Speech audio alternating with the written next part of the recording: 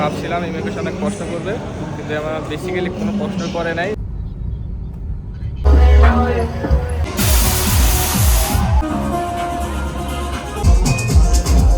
Right now আমরা যাচ্ছি বালি, ইন্দোনেশিয়া।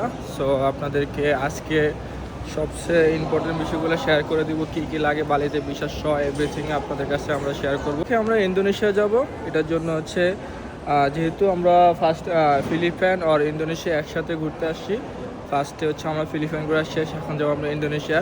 এখন আপনাদের কাছে শেয়ার করব ইন্দোনেশিয়া ভিসা কিভাবে পাবেন, কি কি ডকুমেন্ট লাগবে সব কিছু আপনাদেরকে জানিয়ে দেব।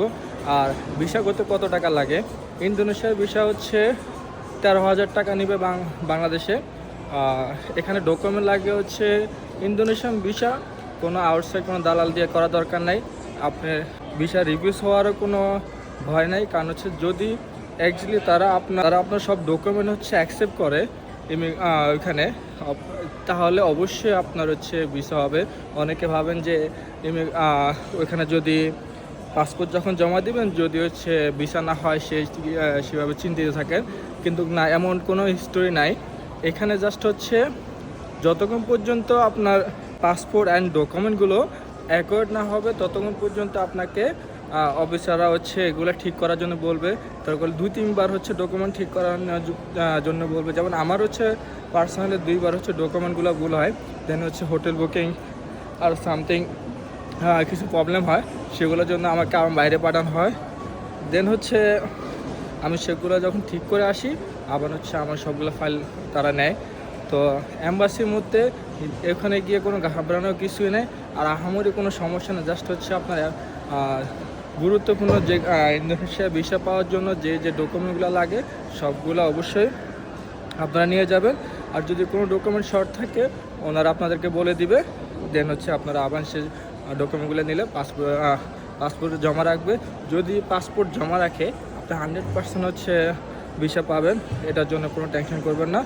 সো অনেকে ভাবে যে দালাল দিয়ে করায়, যদি আমাদের একটু সেভ বা দালাল দিয়ে করালে হচ্ছে 16-17 হাজার টাকা নেবে, কিন্তু না, আপনারা দালাল দিয়ে করাবেন না, কন্ট্যাক্টে করাবেন না, ডাইরেক্টলি করাবেন। 13,000 টাকার মধ্যে ইনশাল্লাহ আপনি হচ্ছে ভিসা পেয়ে যাবেন।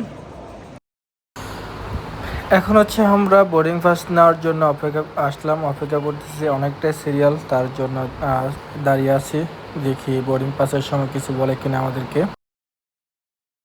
অলমোস্ট আমরা হচ্ছে ফিলিপাইন এয়ারলাইন্স থেকে হচ্ছে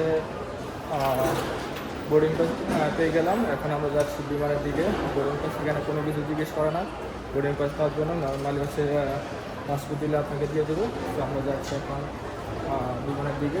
আমরা এখন বিমানের জন্য অপেক্ষা করতেছি, আর 20 মিনিট সময় আছে। এর মধ্যে হচ্ছে আমরা মোটামুটি এয়ারপোর্টে ঘুরলাম। এয়ারপোর্টটা অনেক ছোটো, এত বেশি বড় না, কিন্তু বাংলাদেশের মতো সিমিলারই এয়ারপোর্টটা। এখন হচ্ছে আমরা বিমানে উঠবো আর কিছুক্ষণ, যেহেতু আমাদের আর কিছুক্ষণ পরে ফ্লাইট, সেক্ষেত্রে আমরা এখন বিমানে উঠবো। দিস সাইড ফিলিপাইন হচ্ছে রাতের এয়ারপোর্ট। এখন হচ্ছে আমরা মানে আমাদের সিটের দিকে যাচ্ছি। ফার্স্ট টাইম ইমার্জেন্সি গেটের সামনে। ইমার্জেন্সি গেট মেটার না, মেটার হচ্ছে একটু পা ফেলা বসতে পারবো, সেটার কারণ হচ্ছে স্যাটিসফাই, কারণ হচ্ছে উইন্ডো। এখন হচ্ছে খাবার দিছে, খাবার খাবো। দেখি এটা হচ্ছে আজকে বিমানের খাবার, চিকেন। খিদা লাগছে, খাওয়া দাওয়া। Good morning. আমরা প্রায় 3 ঘন্টা জার্নি করে হচ্ছে ফিলিপাইন থেকে এখন ভিয়েতনাম বিমান থেকে নামছে। আস্তে আস্তে সকাল হয়ে গেছে, কারণ আমরা ভোর 4টা বাজে উঠছিলাম, রাতের 4টা বাজে বিমান ছাড়ছিল এখানে, এটার জন্য আমাদের আস্তে আস্তে সকাল হয়ে গেছে। সকালের ভিউ ভিয়েতনাম।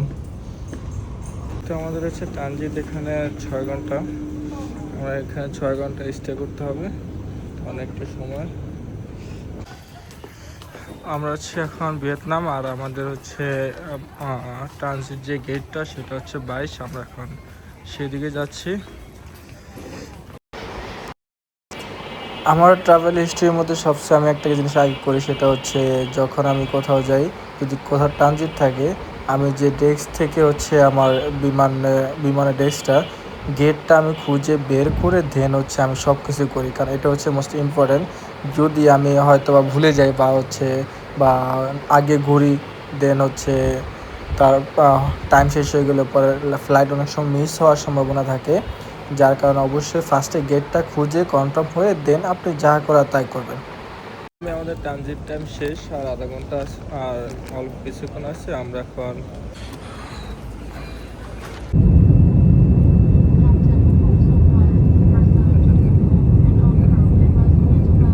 এখন চলে আসছি ইন্দোনেশিয়াতে, মাত্র বিমান থেকে নামছি। এখানকার টাইম বাঁচতেছে 1:50, প্রায় 4.5 ঘন্টা বিমানে থেকে বের হলাম। এটা ইন্দোনেশিয়ান এয়ারপোর্টের ভিউ। এখন যাবো ইমিগ্রেশনে, দেখি ইমিগ্রেশনে কী প্রশ্ন করে এবং কি জানতে চায়, কী ডকুমেন্ট চায়, সব কিছু শেয়ার করবো আপনাদের কাছে। আর যেহেতু ফিলিপাইনে একটু হ্যাসেল হয়েছে, সেক্ষেত্রে এখানে একটু বেশি হবে আশা করতেছি। কারণ যেহেতু আমার সাথে আমার ফ্রেন্ড ফ্রেশ পাসপোর্ট, তো সেক্ষেত্রে একটু ঝামেলা হতে পারে।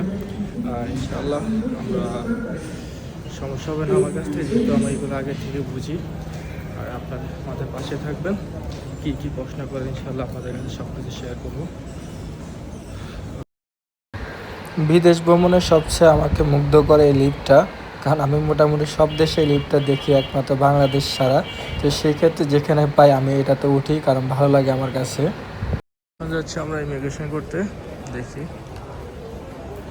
Immigration office. অনেক সুন্দর একটা এয়ারপোর্ট।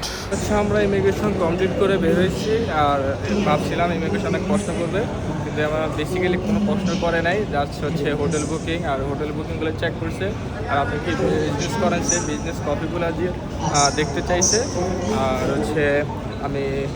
আমি কি বিজনেস আর ট্রেড লেসন, আর আমি কি কোন টাইপের বিজনেস করতে চাই সেটা দেখতে চাইছে। জাস্ট নর্মাল ইমিগ্রেশন, কোনো প্যারা নাই। আপনারা যারা আসবেন ইন্দোনেশিয়া, যে অনেকে টেনশন থাকেন যে ইমিগ্রেশনে কী হবে তা নিয়ে, কোনো টেনশন নেই। জাস্ট সিম্পল ইস্যু, জাস্ট আপনার ডকুমেন্টগুলো দেখাবেন, আপনাকে ছেড়ে দিবে, কোনো কিছু জিজ্ঞেস করবে না। আর আমার ফ্রেন্ডে তো কিছুই বলে নাই। ভাই বালি ইমিগ্রেশন কেমন লাগে? টেনশনে আসছিলাম ফিলিপাইনেরই দেখা, ভাই এটা একদম ইজি হয়ে গেছে একদম। আমরা যখন ফিলিপাইন গেছিলাম তখন আমরা অনেক হ্যাসেল হয়েছি, মানে ওরাও অনেকগুলো প্রশ্ন করছিল। বাট বালিতে এতগুলো প্রশ্ন করে না, জাস্ট নর্মালি আমাদেরকে ডকুমেন্ট জানতে। সবচেয়ে একটু বেশি প্যারা অ্যাপসের ভিতরে সব কিছু ডকুমেন্ট সাবমিট করা। আমাদের হোটেলের নামটা আসতেছিল না, পরে আমরা হেল্প নিয়ে সেটা কমপ্লিট করলাম। এটা সবচেয়ে একটু প্যারা লাগে, আমরা সব কিছু ইজি, কোনো সমস্যা নেই। তো সব কিছু শেষ, আমরা এখন মানি অ্যাক্সেস করব, আর সিম নেব, কারণ সিমটা অনেক বেশি দরকার কন্ট্যাক্ট করার জন্য। দেখি এখন আজকে ডলার কত টাকা। $1 বাই, মানে $1 $15,100 টাকা। মানি এক্সচেঞ্জ করলাম, এখানের $1 $15,200 টাকা। বাদে আমরা 7 মিলিয়ন টাকা $500 করছি, আমাদের 15 লক্ষ টাকা আসছে। সরি 75 লাখ টাকা আসছে। আমরা বন্ধু কেটেছে যে এটা বস্তা একটা নিবো এত টাকা লেগে, আমরা জানি না যে টাকাগুলো ও অ্যামাউন্টগুলো অনেক বড়। তো আমরা যাচ্ছি এখন সিম কিনতে, দেখি সিম কত টাকা নেয়। 1 লাখ টাকার নোট, এখানে 75 লাখ টাকা আছে, 75,50,000 টাকা আছে।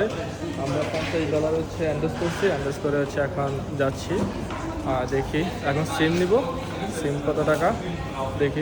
আমরা সিম নিচ্ছি, সিমটা 35 জিবি 4 দিনের জন্য। এখানকার টাকা 35,000 টাকা নিচ্ছে একটা সিম, 35 জিবি।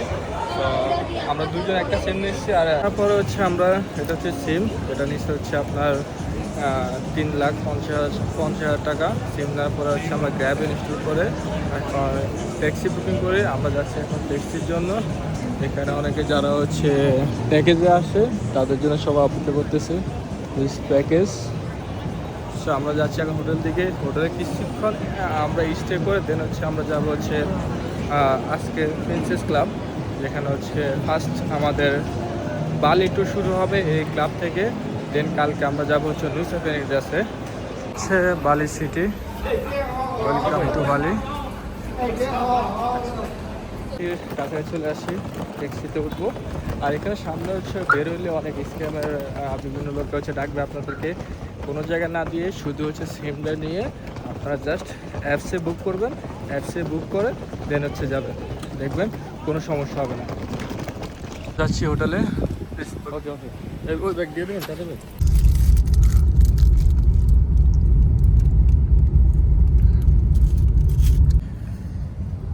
এখানে একটা জিনিস দেখলাম, সেটা হচ্ছে ম্যাক্সিমাম বাড়ি হচ্ছে পুরানো হচ্ছে ঐতিহ্য ধরে রাখার মতো একটা বাড়ি, যে আপনার ইতিহাসের তাদের যে ইতিহাসের কিছু না কিছু হচ্ছে নমুনা হচ্ছে তাদের বাড়ির মধ্যে দেখা যায়। প্রত্যেকটা বাড়ি হচ্ছে তাদের ট্রেডিশনালি লুক আছে।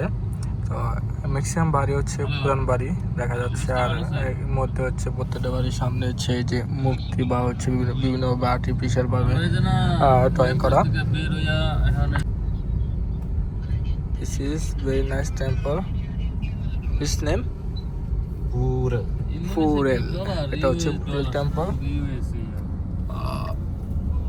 এটার মধ্যে একটা জায়গা আছে যেটার মধ্যে আমরা যাবো। এটা কি ওইটা আজও বুঝতেছি না। এটা এখান থেকে আমি হচ্ছে যেটা দেখছি ম্যাপে দেখছি অনেক দূরে। এখন হচ্ছে ওইটার মধ্যে একটা আছে আমাদের হোটেলের সামনে। এটা হচ্ছে আমাদের হোটেল। এখানে আজকে রাত আমরা স্টে করবো। দেন হচ্ছে আগামীকাল হচ্ছে আমরা নুসাতে যাব। এখানে হচ্ছে আমাদের রুমে যাচ্ছি। এটা হচ্ছে 3 তলা পুল। আমরা মূলত আছি কুতা শহরে। এটা হচ্ছে মোটামুটি বালিতে একটা পর্যটক স্পট। এই জায়গাটা যত পর্যটক আছে সবাই এসে এখানে স্টে করে। তো আমরা সেখানে আসি। এখন আমরা বের হয়ে হোটেল থেকে একটা খাবার খাবো, যার কারণে আমরা একটা হোটেল খুঁজতেছি ভালো। আর এই জায়গাটা হচ্ছে মূলত খ্রিস্টান এরিয়ার কারণে হচ্ছে হালাল ফুডটা খুবই কম। সো তারপর আমরা খুঁজে দেখি যে পাই কি না ওইরকম কোনো খাবার বা হোটেল। এখানে মূলত একটা ইন্ডিয়ান হোটেল দেখি আমরা, সেই হোটেলে হচ্ছে আমরা এখন খাবো। যেহেতু ইন্ডিয়ার হচ্ছে খাবার আমাদের সিমিলার, বিরিয়ানি বা সামথিং কিছু পাওয়া যায়। আমরা এখন একটা ইন্ডিয়ান দোকান ঢুকছি। এখানে হচ্ছে মাটন বিরিয়ানি নিলাম, দুটো খাওয়ান, 2,65,000 টাকার খাওয়ান। এখানে মাটন খাচ্ছি আমরা, যেহেতু অনেক আসি এখন পর্যন্ত হালাল ফুড পাই না, এখানে যেহেতু পাইছি সেক্ষেত্রে আমরা দামটা অনেক বেশি, তারপর হচ্ছে আমরা মাটন কাছে যাচ্ছি। দেখি টেস্টটা কেমন সেটা খেয়ে আপনাদেরকে 26,000 টাকা দামের চা খাচ্ছি। একটা চা 26,000 টাকা। এখানকার বিরিয়ানির বিল আসে হচ্ছে আপনার 2,64,000 টাকা। তো সব মিলে আমাদের এখানে 3 লাখ টাকা খরচ। আমাদের টাকা সিনেমেলে খেলে আমরা লাখ ছাড়া খরচ করি না। এখানে এসে এটাই মানে বাংলাদেশি হিসাবে খুব লাগতেছে যে না এত টাকা, কিন্তু এখানে হিসাবে এটা খুবই কম। কিন্তু অনেকে বলে হচ্ছে যে ইন্দোনেশিয়ার টাকার মান অনুযায়ী খুব কস্টলি ঘুরে যায়। আসলে এটা ফাল কথা, কারণ আপনার লাখ টাকা অনুযায়ী এখানে কস্টলি অনেক বেশি, প্রত্যেকটা জিনিস এক্সপেন্সিভ। আর এরা গিটার বাজার বিভিন্ন দোকানের টাকা চায়। আমরা অলরেডি খাওয়া দাওয়া করতে করতে সন্ধ্যা হয়ে গেছে। তো এখন আমরা যাবো প্রিন্সেস ক্লাবে, ট্যাক্সি বুকিং দিচ্ছি, দিয়ে এখান থেকে হচ্ছে যাবো ওইদিকে। প্রিন্সেস ক্লাবে ট্যাক্সি বুকিং করি। এখান থেকে আমাদের হোটেল থেকে প্রিন্সেস ক্লাব হচ্ছে 64,000 টাকা নিচ্ছে।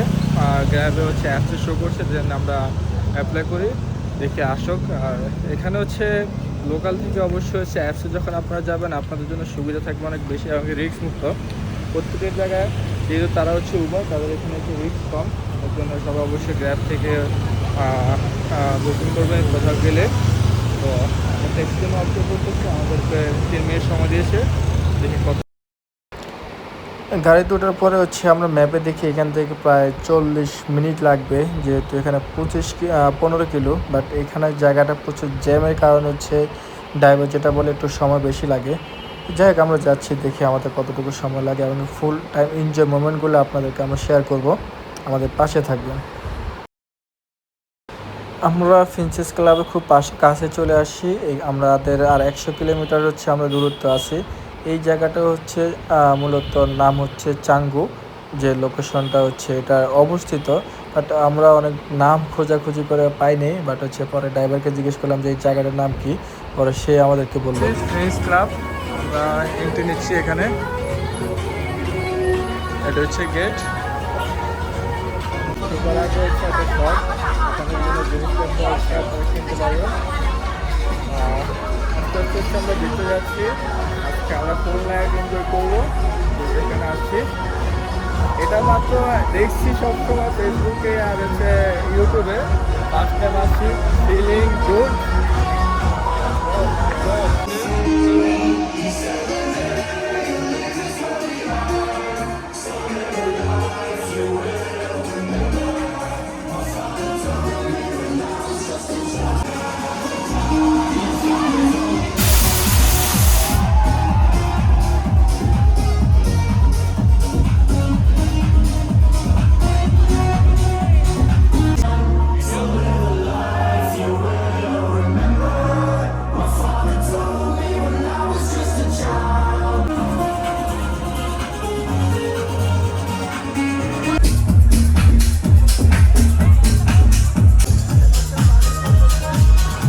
এখানে না আসলে আপনারা বুঝবেন না এনজয় কি জিনিস।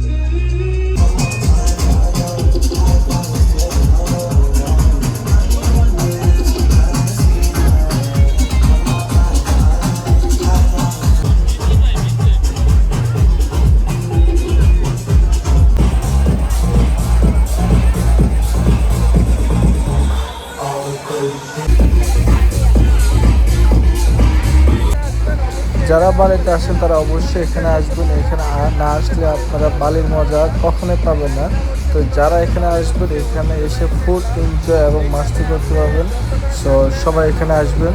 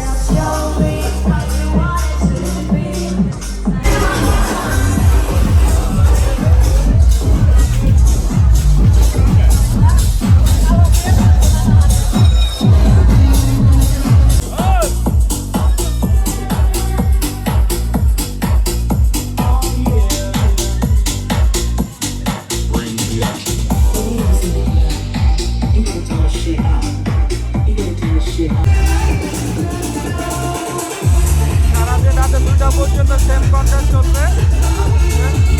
এখানে আপনার যত কন্টেন্ট শুটিং করতে পারবেন। এখানে যত করে ইচ্ছে এখানে ফ্রি, শুটিং করতে কোনো টাকা লাগে না, শুধু টাকা লাগবে।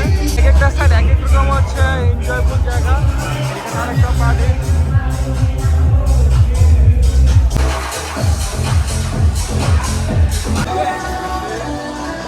আরেকটা সাইড একটু ভিড় কম, আর ওইসব জায়গা প্রচন্ড ভিড় দেখছিলাম।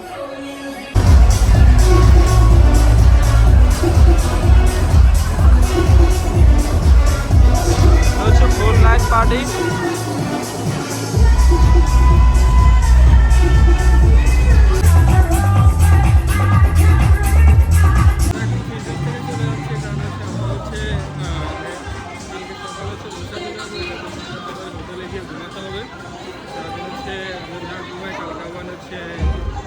ঘুরতে পারবো না, এটার জন্য সবাই হচ্ছে আজকে রাতে তাড়াতাড়ি চলে যাবো, গিয়ে ঘুমাবো। আর কালকে ইনশাল্লাহ আবার হচ্ছে সাথে নতুন কিছু নিয়ে আসবো ইনশাল্লাহ। গ্র্যাবের থেকে হচ্ছে ট্যাক্সি ভাড়া করে হোটেলে যাচ্ছি। এখানে হচ্ছে 50,000 টাকা বাংলাদেশি, বিদেশি টাকা। তো দুইজনের হচ্ছে প্রায় 40 মিনিট 30 মিনিট লাগবে দূরত্ব আমাদের। এখানে যাচ্ছি। এখানে আসলে অবশ্যই যদি বাইক দিয়ে রাইড করা হয় তাহলে সেক্ষেত্রে খুব দ্রুত যাওয়া যায়, কিন্তু আমি চাচ্ছি একটু দ্রুত যেতে। এই জন্য আমরা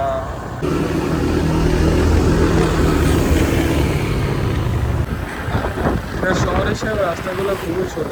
এক লাইনের রাস্তা বানাতে হচ্ছে 10 কিলোমিটার জায়গায় যেখানে লাগবে হচ্ছে 10 মিনিট, সেখানে হচ্ছে প্রায় আমাদের আধা ঘন্টা 40 মিনিট লেগে যায়।